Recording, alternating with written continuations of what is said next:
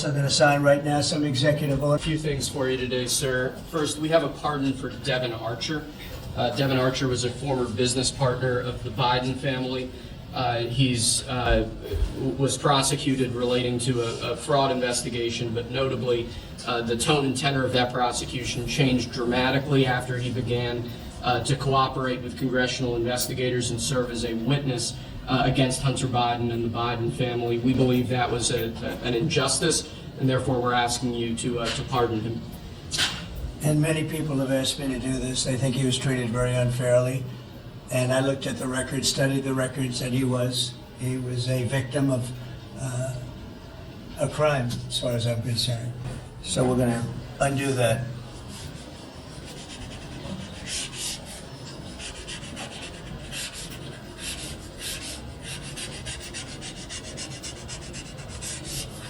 All right. That's Devin Archer. Congratulations, Devin. Next, sir, we have a presidential memorandum for your attention. This memorandum requires the immediate declassification of all FBI files relating to the Crossfire Hurricane investigation. This was obviously one of the instances of the weaponization of law enforcement powers of prosecution against you and others. We believe that it's long past time for the American people to have a full and complete understanding of what exactly is in those files. Which gives the media the right to go in and check it. You probably won't bother because you're not going to like what you see. But this was total weaponization. It's a disgrace. Should never happen in this country. But now you'll be able to see for yourselves, all declassified. Is that correct? Would you Yes, sir. say?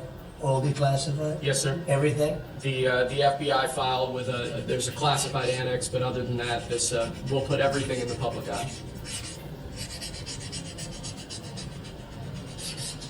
Is anybody going to look? Huh? What about you? You going to look?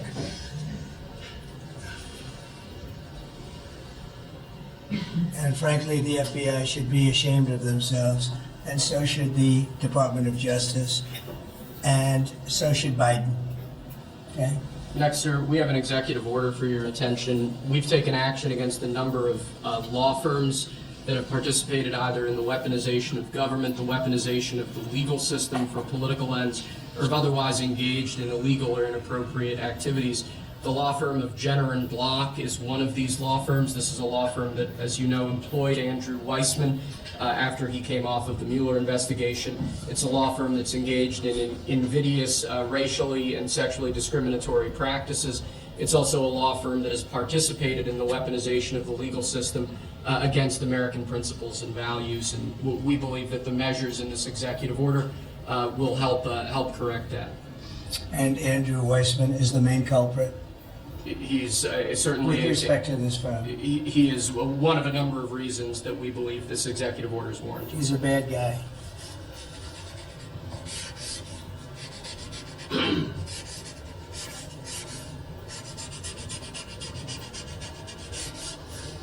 Okay.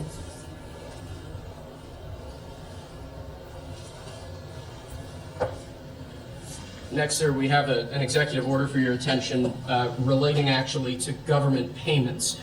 Historically, checks issued by the Treasury are, I believe, 14 times more likely to become the subject of fraud than electronic transfer payments. This is an executive order that's going to push the Treasury Department to modernize its payment system to ensure that where possible they're using electronic methods of payment as opposed to paper checks in order to reduce waste, fraud, and abuse in the government, which is obviously an endeavor that we've been pursuing in numerous aspects of government under your leadership. It's basically modernization of equipment and methods, and it's something that really I think he's going to be a great Secretary of the Treasury wanted, Scott, and so we're doing this, and we have other modernization programs going on. We could let somebody else, whoever's next, whoever that may be, do it, but it's something that should have been done 25, 30 years ago.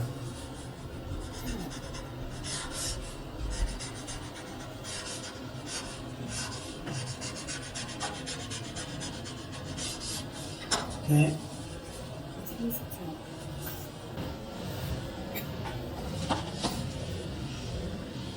Along similar lines, sir, this is an executive order We're calling it Protecting America's Bank Account. The basic idea here is that instead of having lots of different departments and agencies and offices issuing payment, often without justification, often without any provided rationale, we're going to be centraling payment processes where possible in the Department of the Treasury and ensuring that measures are taken in Treasury against waste, fraud, and abuse to ensure that money that's leaving the public treasury is as protected as it possibly can be. All right, good.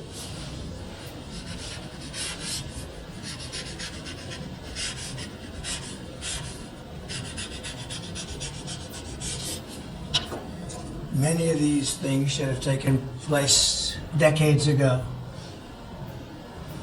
or longer. Lastly, sir, we have an executive order for your attention on the very important subject of election integrity. We believe that this executive order is the farthest reaching executive action taken in the history of the Republic to secure our elections. Among numerous other aspects of this executive order, this is going to cut down on illegal immigrants on the voter rolls, ensure that the Department of Homeland Security and the data that they have available is being fully weaponized to ensure that illegal immigrants aren't voting.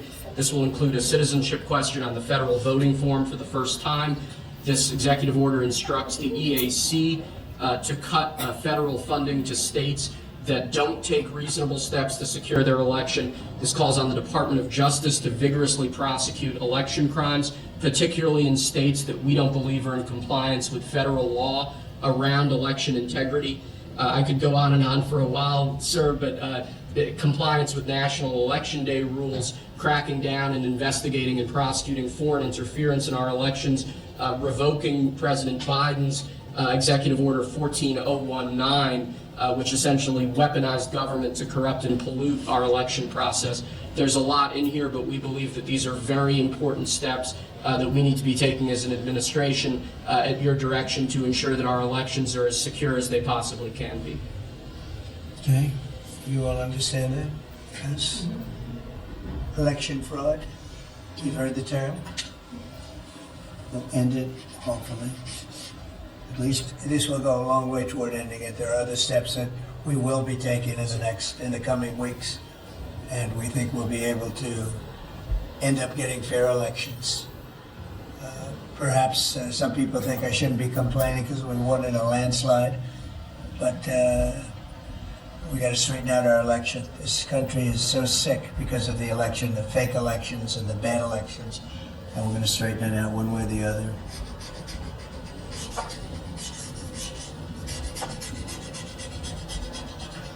And it's an honor to sign this one. To sign all of them, but to sign this one is a great honor.